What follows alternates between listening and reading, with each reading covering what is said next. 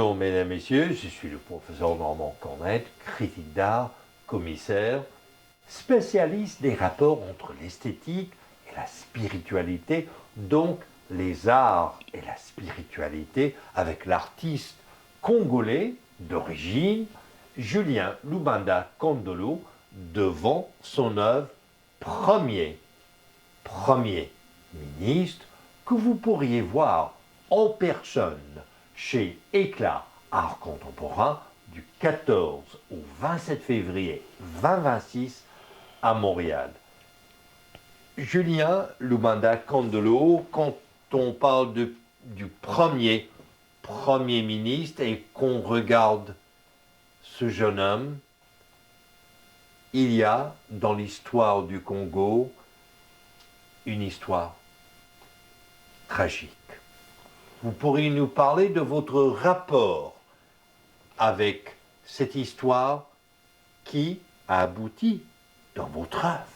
Oui, en effet, là, c'est moi parce que moi je fais des portraits en fait que je voulais faire aussi des portraits des gens célèbres du Congo quand je parle de mon histoire, des souvenirs de mon pays. Donc là, je vous amène dans un registre beaucoup plus politique. En fait, on parle d'un jeune homme qui a été assassiné après l'indépendance du Congo, quelques années après, je pense un an après, il a été assassiné. Et puis, moi, je n'étais pas là, en fait, j'étais jeune, mais pour moi, ça retentit, en fait, cette histoire-là aujourd'hui. Donc, je voulais emprunter les portraits pour l'expérimenter avec ma technique, en fait, qui est celui du chaos, des chaos qui existent encore aujourd'hui au Congo.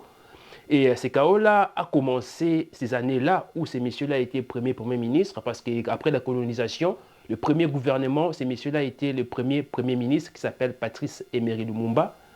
Donc, quand il est devenu Premier ministre, était assassiné et le chaos-là que lui a laissé après perdure jusqu'à aujourd'hui, en fait. On est en 2026.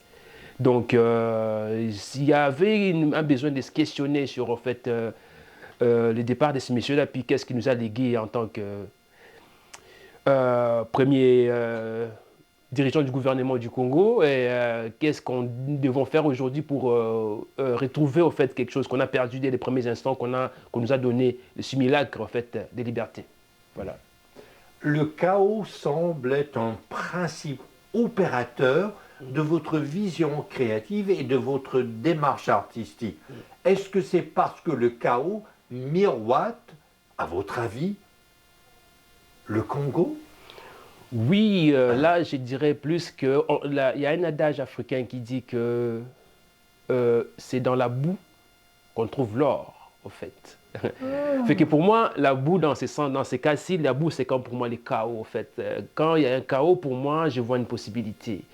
Je ne sais pas si le mouvement artistique existe encore, mais je pense qu'il y a beaucoup d'artistes congolais, quinois, qui s'expriment avec le chaos, en fait. Des performateurs, il y a des musiciens, il y a toutes sortes un mouvement qui ne dit pas son nom, mais qui existe à Kinshasa. Donc moi, j'ai fait partie de ça aussi parce que ça a beaucoup d'influence sur moi et sur beaucoup d'artistes qui s'expriment sur la scène internationale au Congo aujourd'hui. On va trouver ces langages-là qui se conjuguent avec le chaos, en fait. S'agit-il de vous souvenir, voire souligner un héros du Congo quand vous réalisez une telle œuvre? Entre autres, pour moi en tant que Congolais ou pour les autres Congolais qui vont voir cette œuvre vont reconnaître un peu l'image du portrait du premier ministre. Mais pour d'autres personnes qui ne connaissent pas cette personne-là, en fait, il s'agit d'une ouverture, en fait, d'une fenêtre sur la possibilité, le visage de quelqu'un qu'on ne connaît pas devient une ouverture, une fenêtre sur une panoplie des possibilités des lectures et des questionnements, surtout des questionnements par rapport à l'accoutrement qu'on peut voir vite fait comme ça, des lunettes et puis un veston. C'est un homme politique, mais les hommes politiques aujourd'hui, c'est encore d'actualité. C'est un questionnement que je me pose à moi-même, que je veux que les spectateurs aussi se posent par rapport à qui c'est qui nous gouverne et où est-ce qu'on s'en va avec la politique aujourd'hui, au fait. Voilà.